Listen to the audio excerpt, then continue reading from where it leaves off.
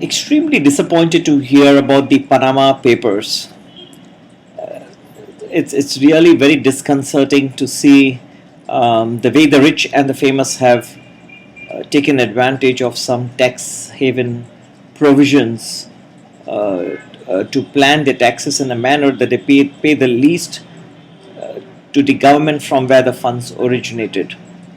So you have some people from, let's say, the United States who go through the route of, let's say, Panama or the British Virgin Islands, because if they move in money from these tax havens, then the government at home, like U.S. government, offers some tax treaty advantages and they pay less taxes.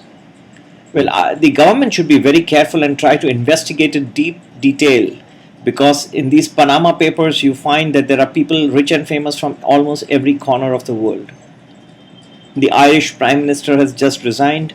You have the rich and the famous in India, in the United States, in Britain, in almost any country, you know. And they have taken advantage of certain legal loopholes to be able to evade taxes, or let's say plan their taxes. But then, why would a common citizen stand to this benefit? Let us say I was able to also arrange my affairs in a manner that I could route some money through the Panama or to the British Virgin Islands. Then I would be paying less taxes than what I am paying today. So obviously the government needs to plug these loopholes. These Panama Papers are very disconcerting, but the wrong ways in which they have been published is another thing. But they're also doing a great service to the international community, and I doubt these are completely fake. These papers look to be having some extremely good legal jargon, which I recognize. So therefore, there is merit. The governments need to investigate. There is no other way in which the governments will be able to tackle. And they have been the evidence has come right in front. So people like us, honest citizens, should not fall a prey when you find that these people can manage their affairs and trying to take advantage of certain loopholes. There should be equality of law, and there is no way that the law will look at some people with a more lax attitude, and that others with a heavier one. So I think, based on principles of equality, every citizen of a country should be treated equally, and the tax law should be applicable equally to all. If there are some arguments that these people have taken money legally out of each country, well, even if they have, then why are they paying less taxes? Because of the tax treaties. But then government should come out and plug those loopholes to make sure that there is no disadvantage to any particular citizen. Coming back to the stock markets, I think the slide has started once again, and I've clearly pointed out the dates in my forthcoming book, 2016 Outlook for Stocks, Bonds, Commodities, and Currencies. It's the same, and I think this time the fall will be quite severe and should last until about the third week of June. It is just about the time when the British referendum on whether Britain should remain a part of the European Union or not, or exit, is expected to take place. Now, that I believe, after all the dialogue and all that is going on, I personally believe Britain will opt to remain a part of the European Union, and this will bring a big sigh of relief to the world stock markets, and they will rally as a result. But until then, there will be a lot of uncertainty all over, and not just because of Britain, but there are many other issues. Oil glut is there, supply glut all over the world.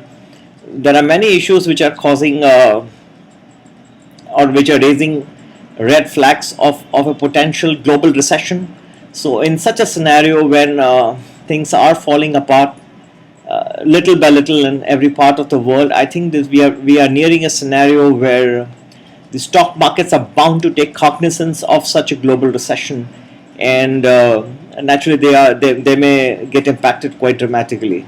So I would expect an easy 10% downslide in most global stock markets from here till the third week of June. Um, oil is also going to come down for some time now. In fact, April and May will be very difficult months for and June as well till the third week of June when the Brexit referendum is expected to take place. So the next 2.5 months are extremely difficult for the global stock markets, and investors should not take any bullish bets in between, else they suffer very huge losses. The situation will be fine till about the middle of July, and once again some more selling is expected after that. But anyway, there will be some good, powerful stock market rally after the third week of June. So you may want to be prepared and take advantage of that. Should you be on the long side. In any event, the stock market fall may unnerve many people, and I think that investors who do not understand, and this is not volatility, this is just a straight line negative fall. So people who can't understand the downward moment should just stay out, and that's the best advice I can give them, because this downfall should continue for some time. There will be some good days as well that nothing falls down in a straight line, but these will only be aberrations, so you don't have to give too much merit to these aberrations. Just stay calm and stay out. Come back in the third week of June and enjoy a good stock market rally from them. Take care. Happy investing. Bye.